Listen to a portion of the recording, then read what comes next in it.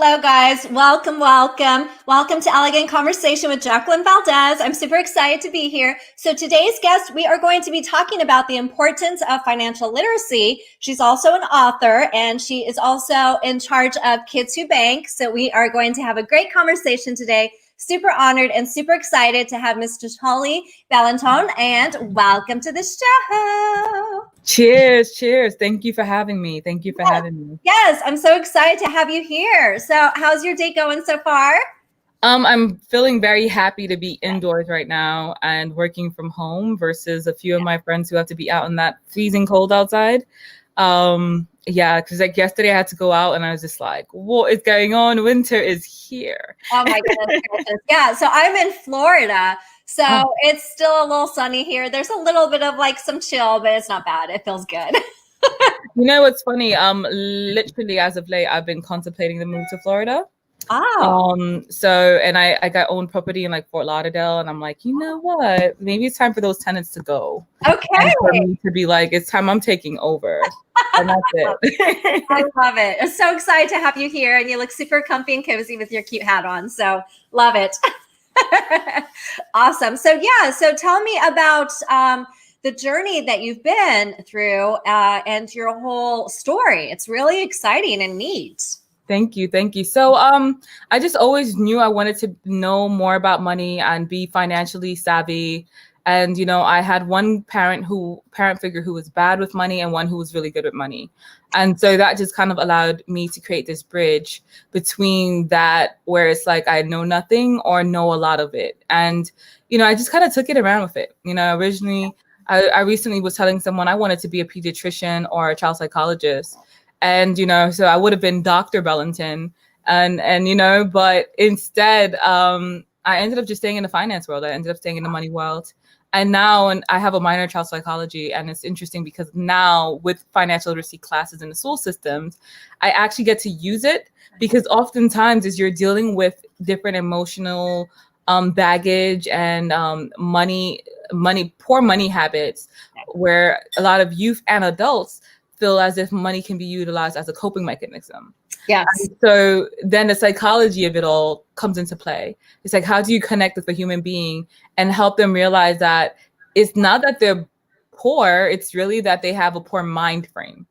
Yeah, that makes sense. And they're not budgeting enough, or they're not living within their means, or they're not maybe putting enough of their personal skills to the test and then going to that next level of whoever they are. And so, we've been really big about managing and multiplying people's expenses and lives and helping them learn how to maintain their millions, how to make millions, how to multiply their millions. The list continues. Yeah. Well, it's crazy because, a lot of people say money buys happiness or money doesn't buy happiness. So there's like so much back and forth. But it's so true. Money is such a huge part of your life. And it really kind of shows the example of your habits. Exactly. So, and when you even think about it, this is not something that's just like a poor problem. Some people think that, but I know people who are multimillionaires, and the minute there was any kind of resistance, they were not financially able to continue. And so, they were those same people who were at one point rich became homeless people because they were living way beyond their means and they didn't have any kind of a safety net. Yeah. And so even with youth, it's really having those conversations and showing them those people like, this is a person who used to run this multi-million-dollar company, and the next day they couldn't even find a job. And, one of the things when people go back into the market, they hear is you're overqualified. Yeah. And, so I'm like, there is such a thing. Kids will be like, well, I'll have this, that, and I'll be able to do this, that. And I'm like, but, somebody who maybe owns a McDonald's might not want to hire the person who used to run a Burger King, to flip burgers. They might be like, oh, you're going to come in and try to take over my business. And they might be intimidated by you. Yeah. So it's just relating to them in a language that they understand. That makes sense. Yeah. Because money is very confusing. How do you save? Do you invest? Do you do stocks? Do you do bonds? Do you spend money to make money? There's so many questions regarding money that people have. And that's another thing, I think sometimes there's often this misconception that if you're saving money, then you're perfectly fine. You're doing amazing. And the thing is that there needs to be a balance, a ratio to your saving and investing.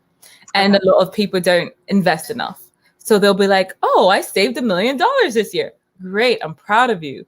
How much did you invest? Because Yeah. keep in mind that the cost of living is going up. So your $1 million is almost as if you said you only saved 700,000. It's the same way, like educationally, sometimes when someone says, oh, they have a high school diploma, it's kind of like saying, okay, you went to grade school, right? Because now you're in a market where there are so many competitors who have PhDs or masters, etc., that you're competing against. So what stands you out from that person? Yeah, that makes sense. And I know myself, I'm super guilty of, overspending. And I realize I spend a lot of money on food. And, I'm trying to find that balance. And even with my businesses, I'm investing more money into it this year because I'm trying to, see the end result. So I'm not as scared to spend like I used to be. Yeah. And that's, and that's the best part is when you have a budget. Create your budget and then you stick to that budget, or slightly around that margin, and then you are able to now invest in yourself, right? So because oftentimes we invest in other people's brands, and we buy the Louis bags, etc. And you might spend $3,000 on a purse because you're like, oh, this purse is just so amazing. I just want it in my life, just one.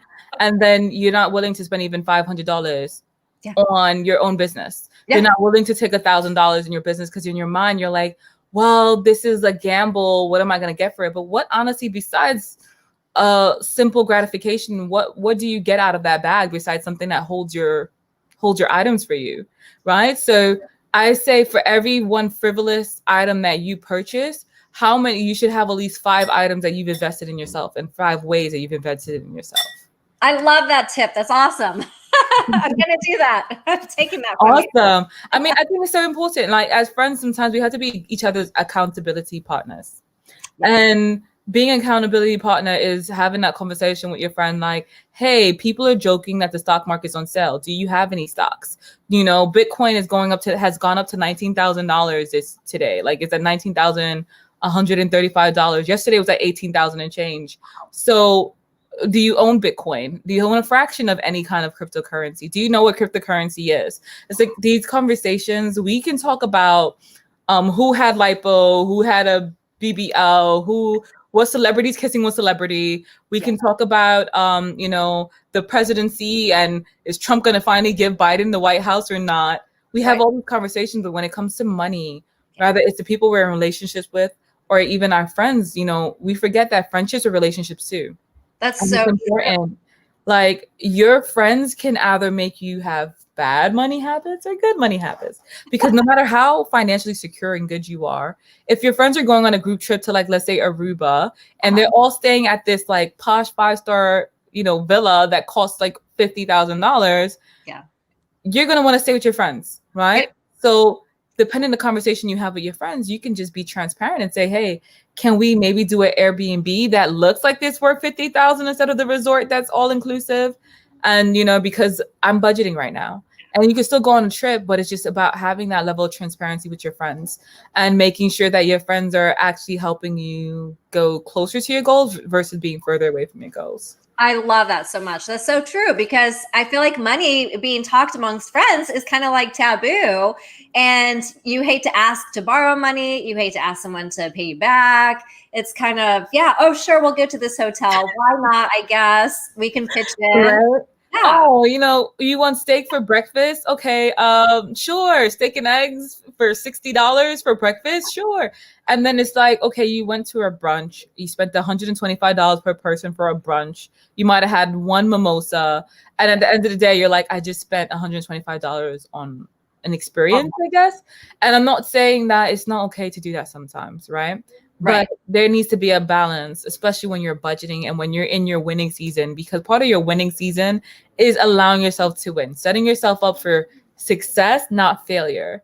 And, a lot of people don't get to their success because they're setting themselves up with failure. And, like even the whole borrowing money thing, it's okay to tell your friend no. Yeah.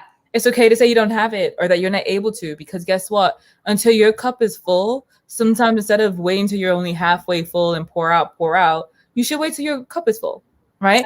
Wouldn't you like to feel what it feels like to have a full cup? Yes. Like, but how are you going to get that if every 2 seconds you're like, okay, my auntie needs $1,000. Okay, my grandmother needs $1 million. And then, I'm just using $1 million to be extra, but it's like sometimes we allow our family members to take as well. And we don't have a balance or a budget that we put them on. And, so sometimes being the breadwinner in your family, everybody's going to always expect you to fix everyone's problems. And so one of the things that I say is put a budget, put your family on a budget. Tell them, like, you know what, this month, you guys, whatever the emergencies are, I'm putting $1,000 into the pot towards emergencies, right? And you guys, if it's a $2,000 emergency, you guys have to figure out the rest by yourselves. And that's it. And I don't care how much money you make. I don't care if you live in a mansion. It's okay for you to choose to put your family and your friends on a budget. It could be a $500, it could be a $100 budget. And the reason why it's okay is because you didn't get to your success, and you're not going to get to your success by giving it all away.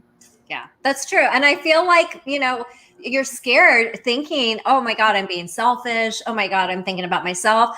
But you have to have self-love with everything, including your money and including your money and your boundaries. 100%. And the problem with that is when we don't allow ourselves to have those moments, what you end up realizing that, like, let's say if you were financially distraught, that person is probably not going to be a person who's financially able to help you.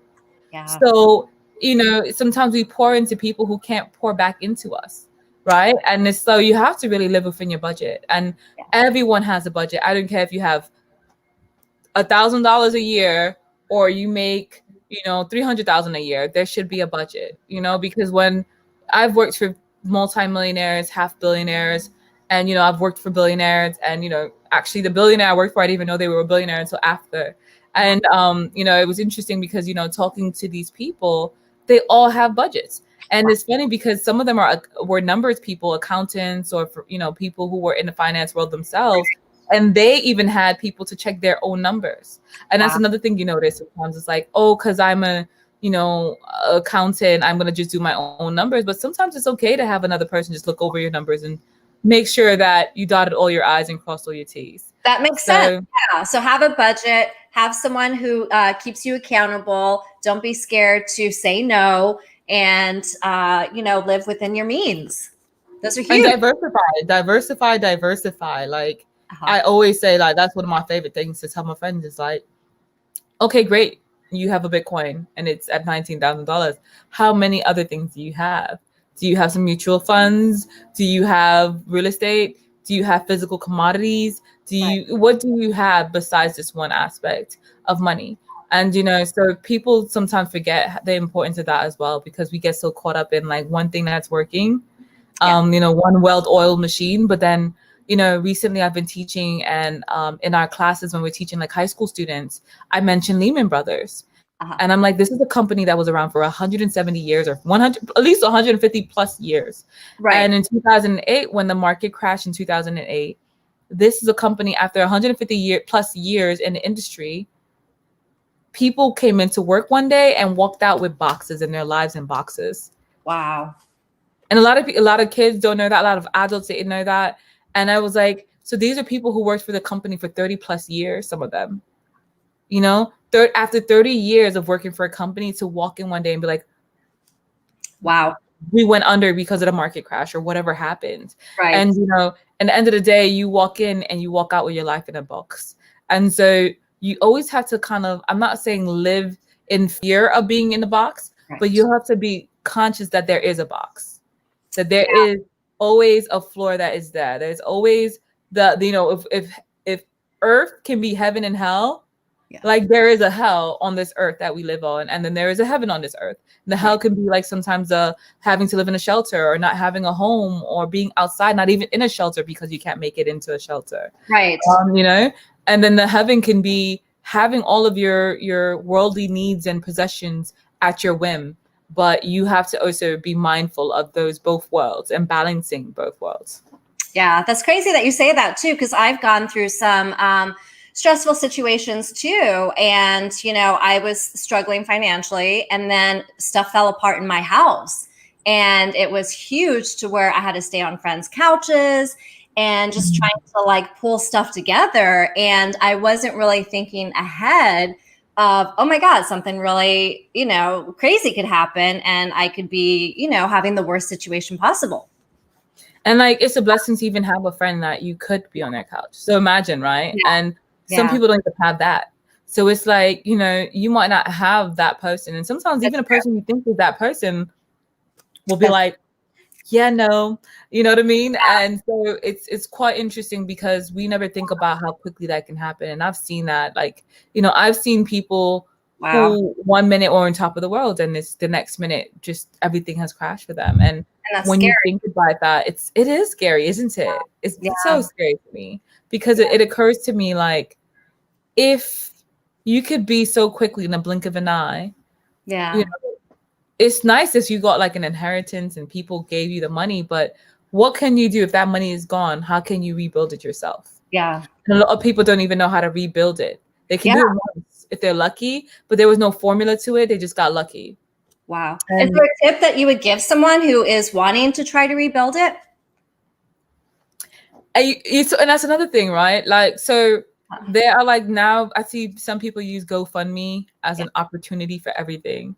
Yes. And like, there are pauses where you can help somebody, but then it's like, don't think that you'll just create a GoFundMe and just like by tomorrow you'll have the money in your account and all will be well. Like, that's just not how the universe really truly works. And you might get lucky. That's cool. But, you know, just think about that. There's a lot of people who got lucky and won the lotto and won $1 million plus on the lotto.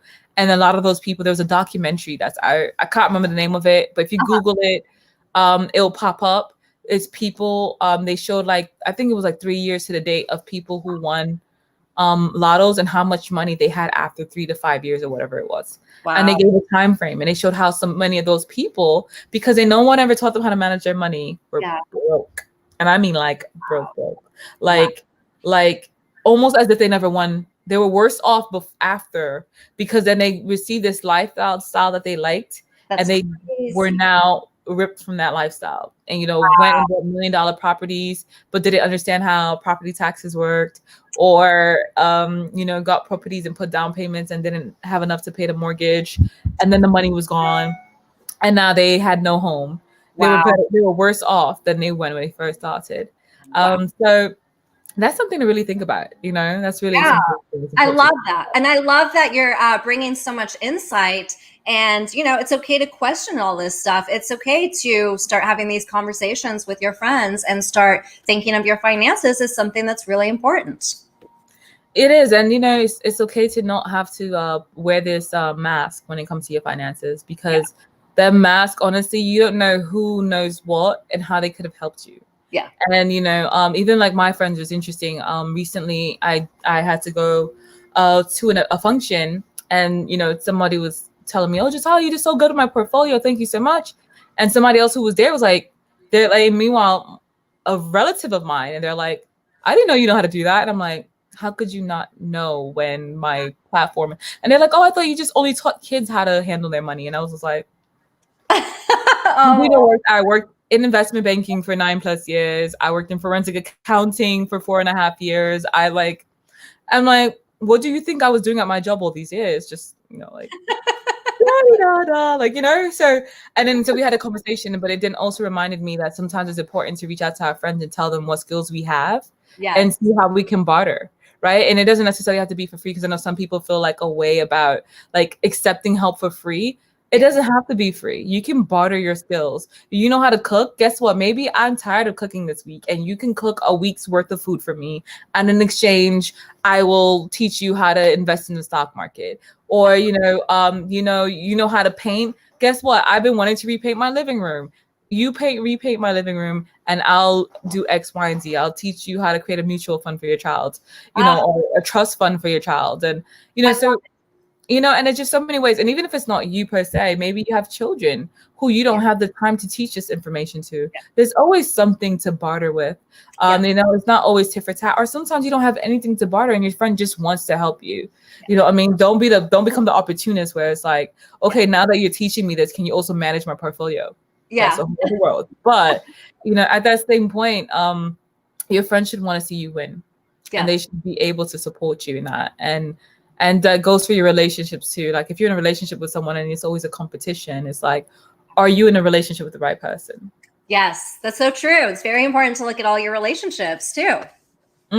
So every relationship, your relationship with your family, your friends, the person that you're intimate with, whatever the situation is, every relationship should be positively working towards your universe that you want to have, not against it. So if they're not like, yeah, they're not the positive factor, then you need to rethink it. And I'm not telling people to go get divorces tomorrow. Maybe it's something that you can have a conversation and work towards it, because some people aren't cognizant of when they're being the taker in a relationship, right? Like recently I had a client and I had to coach her through having the uncomfortable conversation with her bloke about building his credit score and how it was important. And she's like, he wants to get married, but his credit score is a 510 and mine's is 750, and he's going to bring me down if we buy a house together. And I'm like, well, say less. Like, you just said all the words there are to say. Like, it's not about, financially, why pay more when you could pay less, because if your credit is good. So, maybe tell him, hey, we shouldn't move in together until we are until your credit is still X, Y, and Z. You maybe, someone's taxes, like, something I'll mention is like taxes, right? Right. When you get married to somebody, their tax debt becomes technically your tax debt. Yeah. And sometimes, especially if you file taxes together. So if they were $50,000 in arrear and you file together, if you have a house, even if that person's name is not on the house, they can come after your house. Wow. For that person's debt. And then there's a whole long proceeding to try to, negate that. So there's just so much that when you're not having these conversations, so many things can go wrong. Yeah. So it's so really important that we don't allow, life is hard enough. The same way it's like we have to reward ourselves when we do good, because you can't expect someone else to reward you. You also have to be very open and honest. Yes. With your surroundings. I love that. Open, honest, stay away from toxic, negative people, have only enlightening people in your environment. And if someone is a little draining or in a difficult situation and you want to help build each other up, don't be scared to have those conversations. Exactly. If you want to stay with them, cool, stay with them. But don't become abused, because people think abuse, they only think about like physical, like someone slapping you or saying something negative emotionally to you. But financial abuse is abuse too. You know what I mean? And don't be that person in a relationship too, because this could be a woman, it could be a man, but you'll see people who are like, oh, I had such a hard day at work today. Even though I know we're budgeting to buy a house, I just took $10,000 to go buy myself, a weekend getaway with my girls. Yeah. Or I went and bought a new $30,000 car because I was having such a hard month. Yeah. No, it goes both ways. Like, that's abuse. That's abusive, don't abuse of the power that you have in your relationship. And, it's important to have that transparency, because if you don't have the conversations now, how are you going to have them later on? And then you're going to have children that you're going to grow up in that relationship. And even if you don't have children ever, it's just toxic. That stress alone can kill you. Yeah. So, that's a good point, because I never thought about financial abuse. That's so crazy, but that's so true. Yeah, man. Yeah. It is so, like, financial abuse can be so big. It could be, a parent who asks their child to give them their allowance, their money. It could be a friend who will go to floss and go to all the wicked events. Meanwhile, you're working hard and you don't even get a day off. And then that same person, after she spent all her money pretending like on social media that she's living the life, will come and, ask you for money. Like, I have a friend who's I have a few friends who are influencers, but one of them has this very big profile and like millions of followers, and, has a business that she's always promoting about how her business is going. And like, there was this thing she went on this trip, and in my head, I'm like, oh my God, I wish I was on the beach doing that. And then like she came back from the trip and she was like, oh, Jatali, can you lend me blah, blah, blah. And I was like, no. Weren't you just on a beach in St. John's or some exotic place? Why are you asking me for money? And she's like, oh, well, I spent my budget on that. And now I thought my next check was going to come in. And it was like this long conversation. And I was like, look, like, I'm going to give it to you half of it, not the whole thing. And I was like, I'm going to give you half of it. And I need you to understand that by this date, it needs to be paid back. And I was like, and going forward, don't do that. Like, I don't want to see you flossing and doing all these cool things on social media that I couldn't do, that I wanted to be there on the beach with a beautiful tan. And if you're doing it, I was like, and I can't do it, it's gonna make me feel away. I'm not gonna want to lend you money. So let's not go down this road again. That And makes then, and I had to be comfortable enough to tell that to my friend, right? Because she's like, oh, like, well, are you hating on me? I was like, I'm not hating on you. But yeah, of course, I'm slightly envious that I just worked a week where I have law school at night. During the day, I'm teaching like students, and I have so many things that I'm dealing with. And I just need to defrag. I'm a Pisces. I like the beach. I want to go to the water too. I'm a water baby. I want to go to water. And here you are doing it. And now you're asking me to help you out because you were being irresponsible. Yeah. So that's a beauty. You could have that talk that you weren't scared to, and you said, okay, point blank, this is what I'm going to give you. This is what you're going to have to pay me by.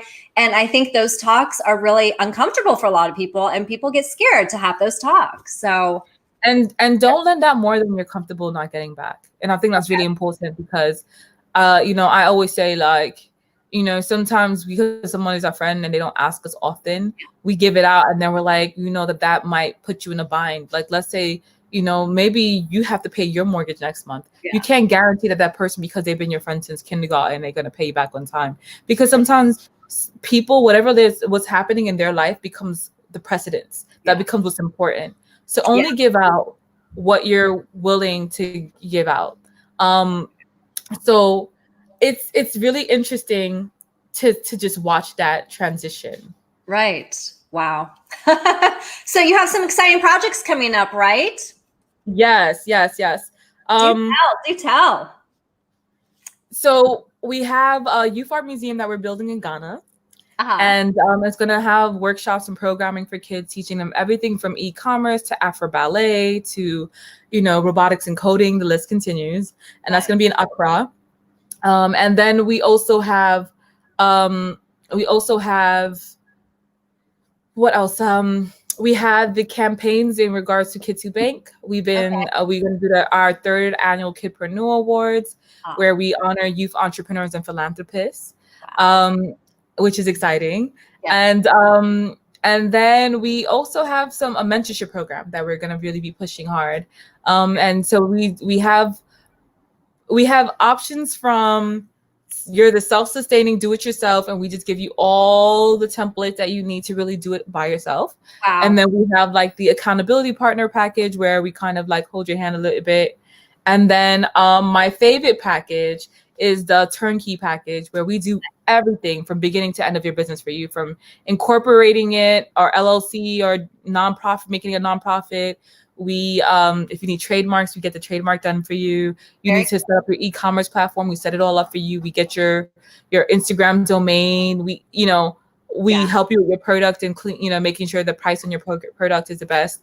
And that's my favorite. And that's something we're going to be debuting on social media in December. Because we started to do it during COVID, actually. Yeah. And I had so many mentees and people who were asking for that help, and then it became overwhelming. And I was like, I need to pump the brakes, only accept the people that we have right now. And I had to create a team. And I think that like one of the lessons I learned in 2019 was the power of delegating. Yeah. And then 2020, I thank God. Oh my God. I was so guilty of not delegating. Yeah. So I thank God, the universe, that I learned that in 2019, because I would not have been ready for 2020 and COVID if I didn't learn the art of delegating. And I was still trying to do everything by myself. Like, I would be a wreck right now. I'd actually be a hot mess. Like, I'm working on delegating right now, and it's kind of a struggle, but I'm trying to let the control go and realize I can't do it all. We're gonna talk. Okay. Let me tell you, in the 2019, I had gained so much weight. I was up to like a 12, and I didn't even realize when it happened. And then when I started to delegate and I learned and I realized what was happening, I had a friend who was very honest, who was like, Jatali, you're getting a little thick. Yeah. And I was like, thick is code for fat in my world. And I was like, ooh. And I was like, well, what are you talking about? And I was like, you know what? My pants have been getting tighter. And I had to catch myself. And like now I'm back down to an 8. And I'm like, you know what? Like I was killing myself and I didn't even realize it. Because the thing is, when about weight is like, once you get to a certain weight, before you know it, you're 14, you're 16, you're 18. And then it's like, you get to that point where you feel overwhelmed by your weight. Yeah. And I had to catch myself before I got to that point. Wow. So thankfully I have honest friends And like I also I believe in astrology, so my friends kind of like in sync with me when it comes to I know what signs I get along with the best. They know I'm a Pisces. They know that we can handle honesty, like brutal honesty. Right. We actually appreciate it. And that's how I am. Like a lot of the other people, I used to think it was unique to me, and then I met other Pisces, and they're like, "No, straight shoot with me." Like, but if you're straight shooting, just make sure your stuff is on point before you come for me. And so I'm looking at my friends who are fit and look good, and they're telling me this, and I'm like, "So your stuff is on point. So you know what you're talking about. I need to shape it up." Right. And let me tell you, delegating helped me get my mind back right, my body back right. It helped my business just exponentially. But you know what, Jacqueline? Now you have me. I could be one of your accountability partners. Okay. And I got you. I'll help you delegate. The art of delegation is so important. Okay. Yeah. I will definitely channel that because I'm not really sleeping much. So my lack of sleep and my eating habits have started changing, but I teach dance and fitness. So that helps. But yeah, I'm reaching for more junk food lately, I notice, and I have to like stop myself. Yeah. That was like, so let me tell you, I would be working sometimes till 9-10 o'clock at night. Yeah. And then so I'm also in law school. So like I would have law school classes. Sometimes I'd be coming home by like 10 o'clock at night. And like the days that my son is running around with me, he would eat, but I wouldn't get a chance to eat. And then I would get home and I'd have like shrimp and like salmon at like 10 o'clock at night. And then by 11, I'm sleeping because I'm taking a shower, going to sleep, and then up again early the next day to do it all over again. Yeah. And so I realized I was like literally just killing myself. And I was like, you know what? I can proudly say I've maybe had a cold 5 times my whole life. I've never had the flu. Like there's just certain things I've never experienced. And I always had people tell me it's because of you, how healthy you are, and the fact that you sleep so well. And the 2 things that people kept telling me what kept me healthy are the 2 things that I was neglecting. And I was like, you know what? Unless you want to start being sick, and I'm telling you, like the sleeping, don't play with it, Jacqueline. You need to sleep. Okay. It's hard, I know sometimes, especially when we're like in the middle of building our empires, but sleep is so important. I will channel you. I will make a change. Sleep does at you. It's so important. You got to get your sleep in. I mean, like, and trust me, it's crazy because I go through these periods where I might only get like 3 hours of sleep. Yeah. But like, I will have days where I will sleep like 14 hours. Wow. And I don't care what anybody say. I will be like, I have down days where I'll be like, you know what? Today is my down day. It could be like a Sunday or whatever. So if I work 6 days hard, there'll be one day where I'm like, I am like a slug today. I am a sloth. You call me what you want to call me. I am going to be sleeping and resting. And the only thing that's going to interrupt my sleep and rest is my son. But like, and it's important to do that. Like, it's so important because you know what, like as people expect us to always be going. Yeah. And sometimes we expect ourselves to be going because we have all these ambitious goals. That's so true. But the thing is, when you don't get sleep, you don't give your body time to heal whatever might have been going on. And so, you know what I mean? Like, and my friends who abuse sleep, I see what happens to them. I'm like, I don't want that to be me. No more. Starting today. New change. So is there anyone, speaking of your friends, that you want to do a shout out to? Oh my God. So shout out to Plugstar for setting this up. She's amazing. And then shout out to my family, my friends, and my son Azikiwe, who's about to have his own Instagram page. He's 5 years old, but he's been begging for the last 3 years, and I'm gonna fold because he wants to show kids how to build things and how to make like cars out of Legos and build robots. And so it's called King Azikiwe. So we're about to start. Actually, his page will be up by this Friday. So that's exciting. He'll have his first post by this Friday, and he's we see all these Brian Toys review type kids that have like these YouTube pages where they're making like $2-3 million, and my son is like, he's like, Mom, my information and my content would be way better. And I'm like, you know what, the fact that you're 5 talking about content, I'm like, let me not stand in your way. That's so cute. I love it. He's our little man in the making. all the way. So and shout out to all my friends and supporters. Like, I mean, I can't even single out anybody because like Kids Who Bank, we get so much love. And it's funny because I walk down the street and people be like, "Oh, aren't you the Kids Who Bank woman?" And they don't even know my name. And I'm like, "That's fine. Like, that's all that matters." And shout out to my students. You know, they've been doing amazing during COVID. I know it's stressful, but you guys are doing amazing. But that's it. Very cool. Very cool. Awesome. What do you want to be remembered for? Financially empowering a bunch of people of color, like it's particular color. And I'll say that because, you know, I feel like a lot of other demographics have somebody to really like impact them hard. And like in Ghana, the reason why we're building what we're building in Ghana, Africa, West Africa, is because of the fact that I just felt like sometimes we make the money and we forget about our own people. And as a woman of color who is also West African and who's mixed with West Indian, West African, and like just all around the spectrum, I'm like, when you look at me, all you see is a woman of melanin, right? And I want to make sure that I could be remembered for that person who helped to teach those nuggets to people. And, you know, so it's exciting because I feel like I'm already on track. Yes, you are. You already are. And so many people are looking up to you. You're so inspiring. And you have given us so many incredible tips today. Thank you so much for illuminating the world with your presence. Thank you too. And I've been watching your fitness. I'm like, I might need to get one in my house and practice a little something. Yes, yes.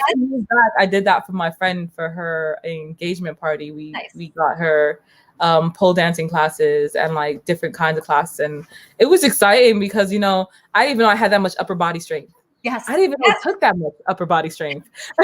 So I know how strong you are. Yes. Get a pole, and I teach online classes, so I could teach you. We could dance together. See, barter system. I teach you about investing and sleeping. Let's do it. All right. You see, guys, that's just how the barter system works. You know, you talk to it's a conversation. What does that person know that you don't know? You would like to learn how to do better.